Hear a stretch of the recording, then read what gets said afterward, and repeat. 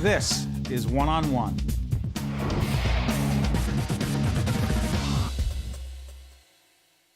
There he is, John McAllen, math teacher, Point Pleasant Borough High School. How you doing?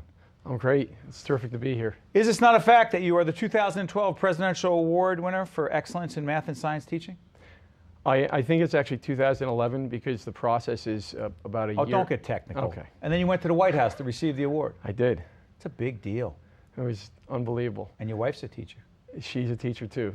And in fact, your story, part of your story is going to be told. We're about to see a clip all about John and the work that he does, our partnership with the New Jersey Education Association. Classroom Close-Up, the great series on public television. You can see it all the time on NJTV, but you're about to see this clip about John, and we'll come back and talk about it. It's a powerful video. Take a look. I want you to look at this, and I want you to think about how center mass came into the design of Tickle Me Elmo. I try to attract as many kids who want to take AP Calc as possible, because I really feel that all the math you take in high school is leading up to this climax, if you will, of, you know, this is why you learned all that stuff, all that information for the past 6, 7, 8 years. We're going to put it all together this year. We're going to show you where it's used in real life, and we're going to turn you out into the world and hopefully get you inspired to follow ideas that you never thought were even possible.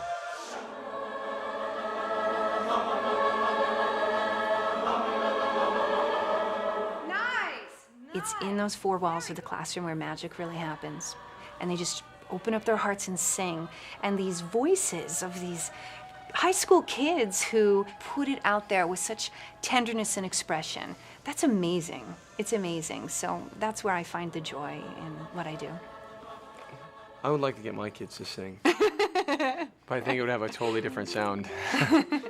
You've just met John and Regina McAllen. He teaches math, she teaches music. When Regina and John met, fell in love, and got married, John wasn't a teacher. He was a successful engineer at Johnson & Johnson, with 5 biomedical device patents under his belt. You know, you only get one trip around, and I kind of felt like I wasn't on the track I wanted to be on. So even though more than a few friends thought he was nuts, John took the steps necessary to become eligible to teach in New Jersey through the state's alternate route teacher preparation program. Soon after, he was accepting an AP Calculus position at Point Pleasant and putting his private sector experience to use in the classroom.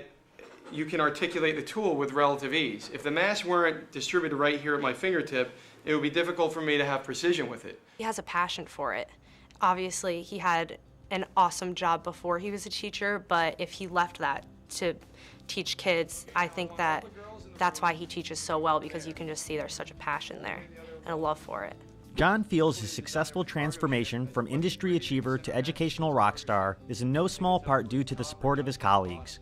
It definitely didn't hurt that he had an accomplished mentor living with him at home. As a music teacher at Howell High School, Regina McAllen's choirs have a string of first-place finishes and noteworthy performances, and the ever-growing wall of fame in her classroom speaks to the success of her students.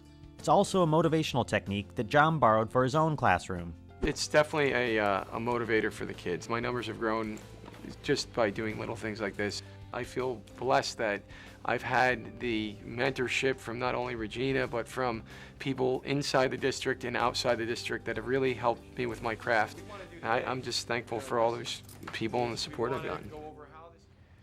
Wow, my question is, why don't we have Regina here? She's in the green room, but She is. Yeah, she came up to just keep me calm. That is powerful stuff. You left the corporate world in 1999, 2000. Mm-hmm. You left because you wanted to make a difference. I did. 13 years later, you say to yourself, I made the right decision. Absolutely. Every day. Well, I remember when I came in and I was interviewed for the job, and there were 5 people that year taking AP Calc, and I knew nothing about teaching. And I remember at the interview with the superintendent, assistant superintendent, I said, we want to grow the program. Do you think you can double the program in 4 years? And I'd known the population of the school from working with my wife through chaperoning events, and I knew there was enough of a student body, and I thought, you know, I may not know much about teaching, but I can definitely, through my enthusiasm and excitement for the field of engineering and science, I could get those. And now I'm up to 35 people. That's incredible. Yeah, we have 2 sections, and wow, and it's just great. It's such a rewarding. My career has. I was successful at engineering. I have patents from Johnson & Johnson, which my kids always love to ask me, are you paid? You must be a millionaire. You must be paid from those patents. And I'm not. And one of the lessons I tell them is, when you're interviewing for a job, you sign away your rights in certain things because you're inexperienced and you need to prove yourself. But I left that field, and I just feel so blessed that I'm in a field where I get up every day and I'm excited about the challenges and what we're going to be doing. Here's my question. What's it like for the two of you, with you and Regina, and when you come home? She's a music teacher. Obviously, she had all those awards. She has those awards. She's making a difference. You're making a difference. What's that dinner conversation like?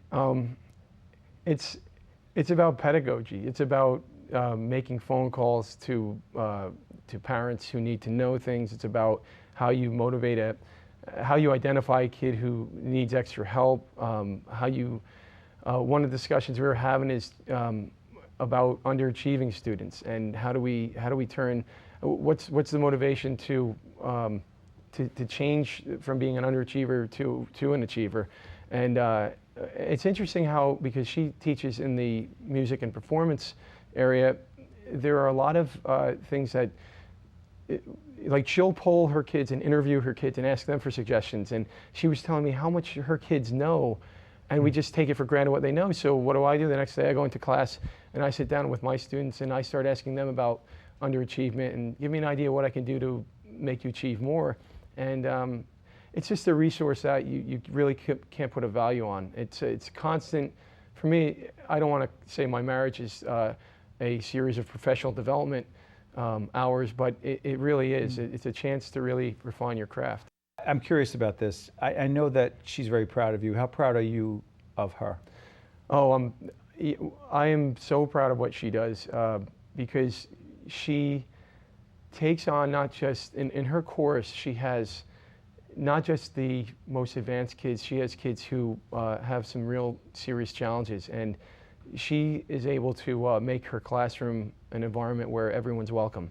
And I think that's important for everybody to realize, is that before you can even begin to reach the child or the student, is they have to feel safe, secure, and that they're ready to learn. And she does that with everybody she has. Next time we'll have her on for her own segment. You think she can handle it?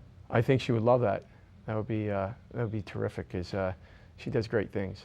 And you're at the White House with all your colleagues doing that. And I got to ask you real quick, 1 to 10. I ask every teacher who comes in. Oh, it was a 12. Being at the White House, it's just, I know that's not mathematical. 1 to 12, 1 to 10, loving your job. 1 to 12 or 1 to 10? 1 to 10. Oh, 20. Love my job. Love my job. The kids I get to work with. One-on-One with Steve Adubato has been a production of the Caucus Educational Corporation, celebrating 25 years of broadcast excellence. Funding has been provided by the New Jersey Education Association, Wells Fargo, the Adler Aphasia Center, PSE&G, the law firm of Gibbons PC, Horizon Blue Cross Blue Shield of New Jersey, Bloomfield College. Transportation provided by Airbrook Limousine, serving the metropolitan New York, New Jersey area. One-on-One with Steve Adubato has been produced in partnership with St. Joseph's Healthcare System.